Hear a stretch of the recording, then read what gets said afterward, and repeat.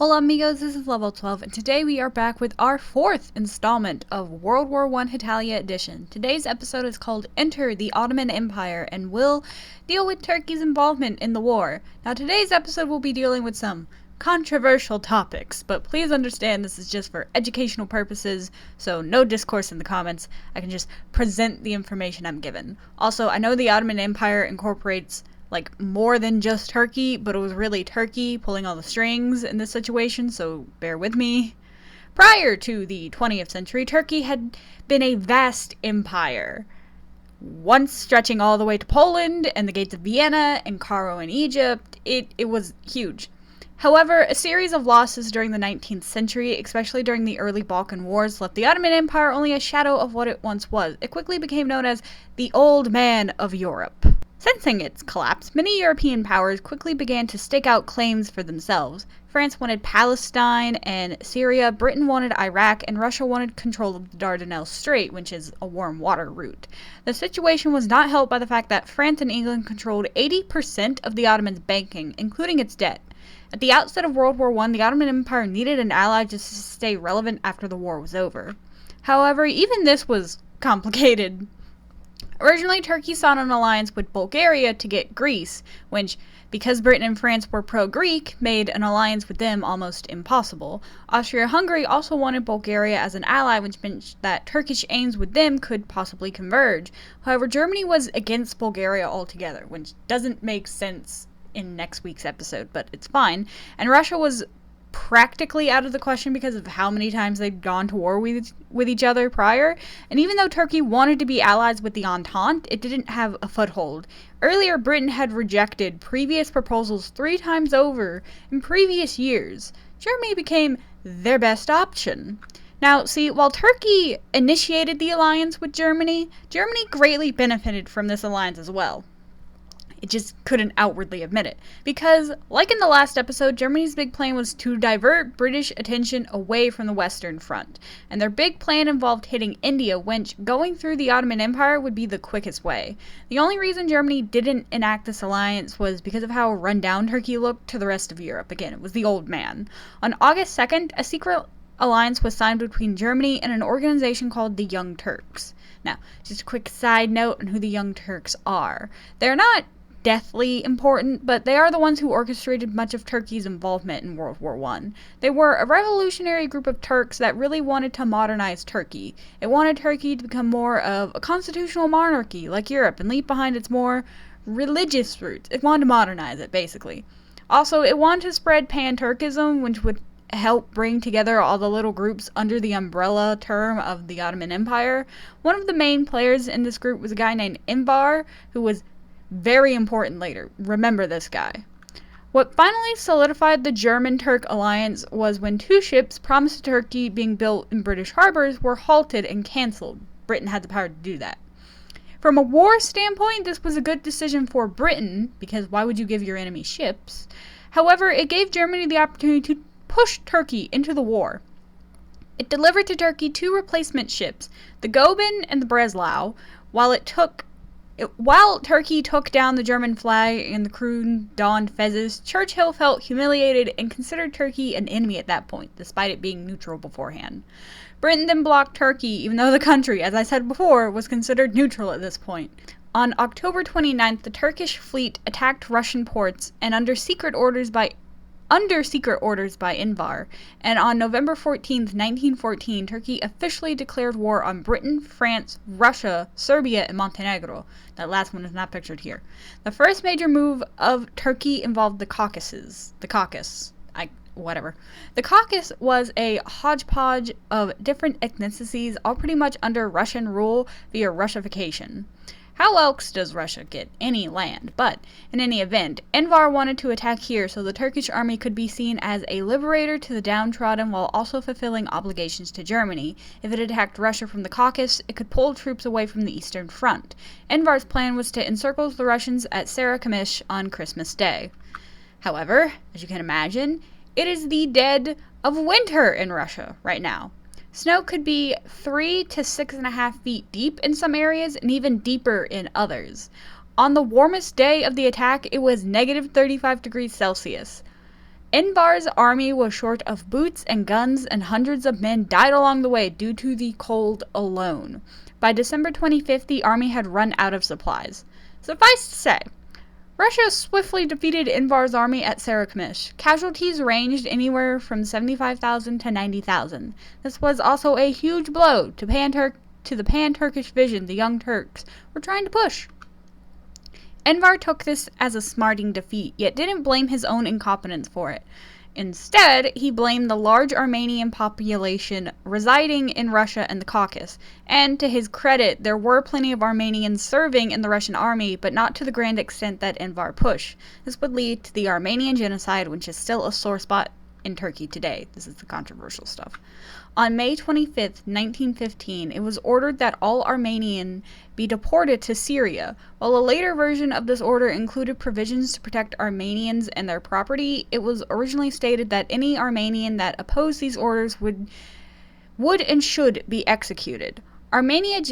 The Armenian genocide is a very complex situation, and it is hard to tell how many Armenians died from disease, famine, and other natural causes, and how many died by the hands of Turks. This is because while Turkish soldiers did kill many Armenians, it's debated whether this was direct orders or out of necessity.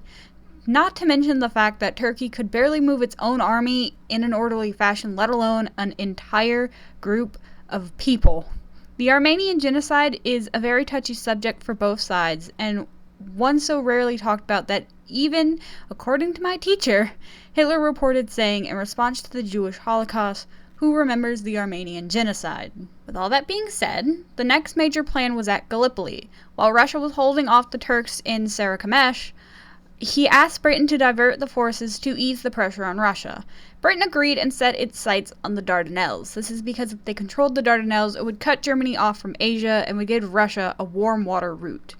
The first little maneuvers that France and Britain tried was just shooting at Turkish forts in February and March of 1915, and for all intents and purposes, this worked decently. I'm not sure what the purpose was other than to weaken the forts, but it worked! It was the next maneuver that failed miserably.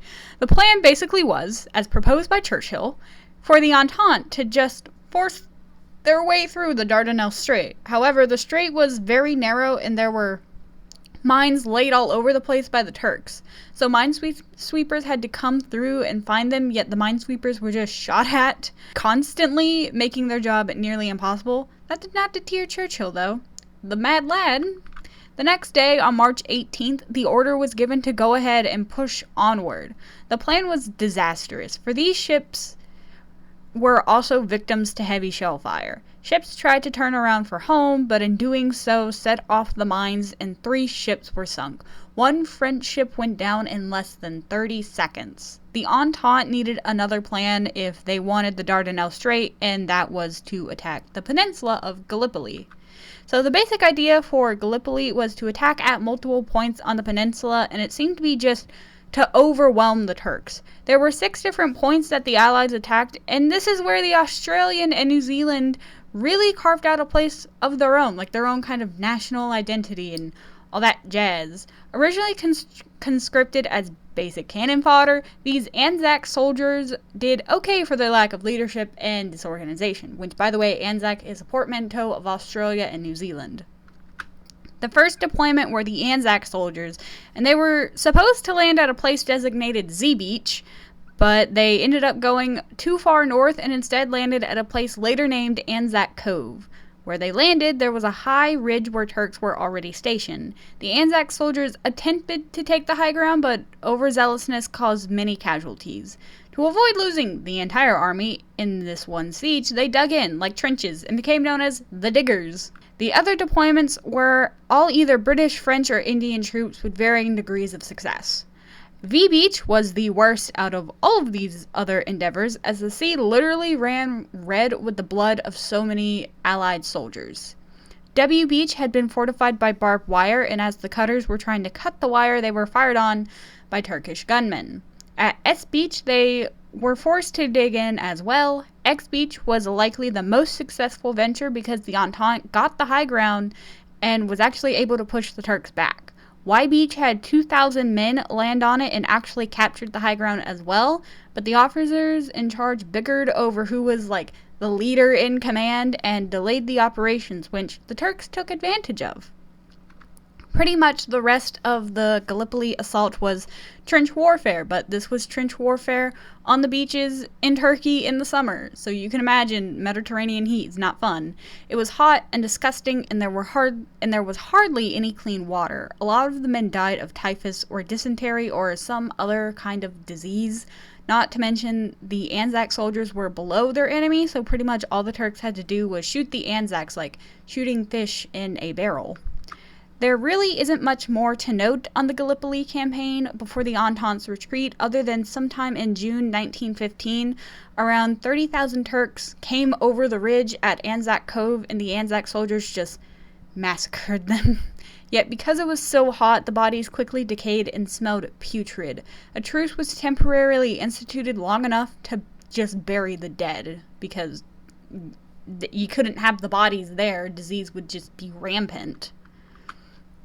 In August of 1915, the Entente retreated, which is considered the most successful venture of the entire Gallipoli campaign. It's claimed to be because the leadership was so strong and everything was extremely organized. However, it's also because the Turks just let them go. Like, Turkey knew if it dragged out this conflict any longer, then it wouldn't be bad. It would be bad for them. Suffice to say, Gallipoli was not a good idea at all. The final major campaign was in concern to Mesopotamia, today modern Iraq. Britain wanted Mesopotamia for two reasons. One was to protect India because India was, again, its most valued colony. The second reason was because oil had been discovered there, and Britain wanted to capitalize on that market. It's almost like modern times. Britain first secured a town called Kut, and by September 1915, they were ready to move to Baghdad. However, this plan didn't really work out for one division under the leadership of a man named Townsend. I think it's Charles Townsend specifically.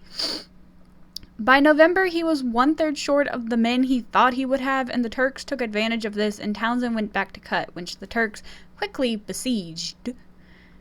What followed next was just utter stupidity on Townsend. Staff work collapsed, meaning London didn't know what they needed to send to Townsend. Like, they didn't know what food or anything. Like, his men ended up eating their own horses. Also, instead of trying to fight his way out, Townsend just waited for rescue. It never came, by the way. I think 3 brigades were sent out to try and rescue him, and none of them were successful. On April 29, 1916, Kut fell and Townsend's army was captured. Most of Townsend's men died in captivity. Not Townsend, though. He was treated pretty much a lap of luxury in either, I think it was Baghdad or Constantinople. This defeat was pretty much the end of British involvement in the Middle East for the rest of World War I. Turkey, however, had really shown itself to be a superpower in its endeavors and was kind of saved by these campaigns, all at the expense of the British losing. So that's it for this episode. Linked below will be a video on, well, just the regular video that I link every week, and then another video about the Gallipoli campaign, which is 40 minutes long. The first video I'm going to be linked, just a very quick trigger warning. It does show dead and emaciated bodies, so if you don't want to see that, maybe don't click on it. Thank you for watching. Like and subscribe for more random fandom things. Ciao, chicos.